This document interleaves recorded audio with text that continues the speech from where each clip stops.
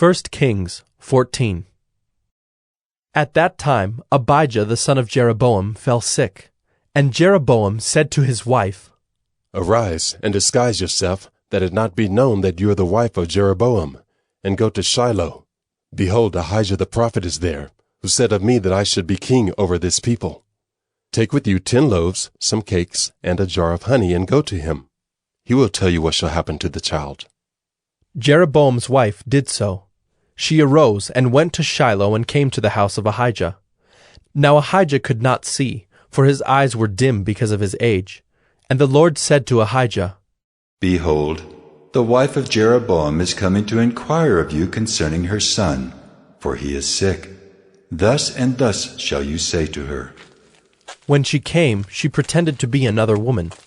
But when Ahijah heard the sound of her feet as she came in at the door, he said, Come in, wife of Jeroboam. Why do you pretend to be another? For I am charged with unbearable news for you. Go tell Jeroboam, Thus says the Lord, the God of Israel, because I exalted you from among the people, and made you leader over my people Israel, and tore the kingdom away from the house of David, and gave it to you. And yet you have not been like my servant David, who kept my commandments, and followed me with all his heart, doing only that which was right in my eyes. But you have done evil above all who were before you, and have gone and made for yourself other gods and metal images, provoking me to anger, and have cast me behind your back. Therefore, behold, I will bring harm upon the house of Jeroboam, and will cut off from Jeroboam every male, both bond and free in Israel, and will burn up the house of Jeroboam, as a man burns up dung until it is all gone. Anyone belonging to Jeroboam who dies in the city, the dogs shall eat. And anyone who dies in the open country, the birds of the heavens shall eat. For the Lord has spoken it. Arise, therefore, go to your house. When your feet enter the city, the child shall die, and all Israel shall mourn for him, and bury him. For he only of Jeroboam shall come to the grave, because in him there is found something pleasing to the Lord, the God of Israel, in the house of Jeroboam.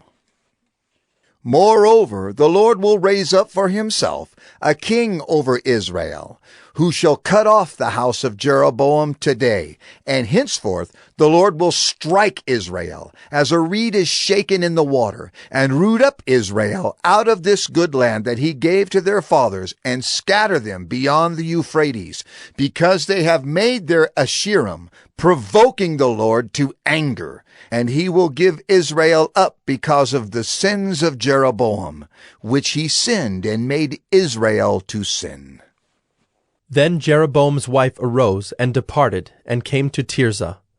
And as she came to the threshold of the house, the child died.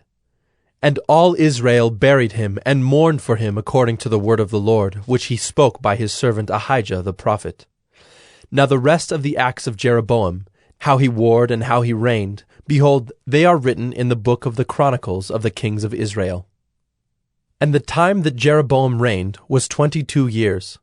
And he slept with his fathers, and Nadab his son reigned in his place. Now Rehoboam the son of Solomon reigned in Judah. Rehoboam was 41 years old when he began to reign, and he reigned 17 years in Jerusalem, the city that the Lord had chosen out of all the tribes of Israel to put his name there. His mother's name was Naamah the Ammonite. And Judah did what was evil in the sight of the Lord, and they provoked him to jealousy with their sins that they committed, more than all that their fathers had done. For they also built for themselves high places and pillars and Asherim on every high hill and under every green tree. And there were also male cult prostitutes in the land. They did according to all the abominations of the nations that the Lord drove out before the people of Israel. In the 5th year of King Rehoboam, Shishak, king of Egypt, came up against Jerusalem. He took away the treasures of the house of the Lord and the treasures of the king's house. He took away everything. He also took away all the shields of gold that Solomon had made. And King Rehoboam made in their place shields of bronze, and committed them to the hands of the officers of the guard who kept the door of the king's house. And as often as the king went into the house of the Lord, the guard carried them and brought them back to the guard room. Now the rest of the acts of Rehoboam and all that he did, are they not written in the book of the Chronicles of the kings of Judah? And there was war between Rehoboam and Jeroboam continually. And Rehoboam slept with his fathers, and was buried with his fathers in the city of David. His mother's name was Naamah the Ammonite, and Abijam his son reigned in his place.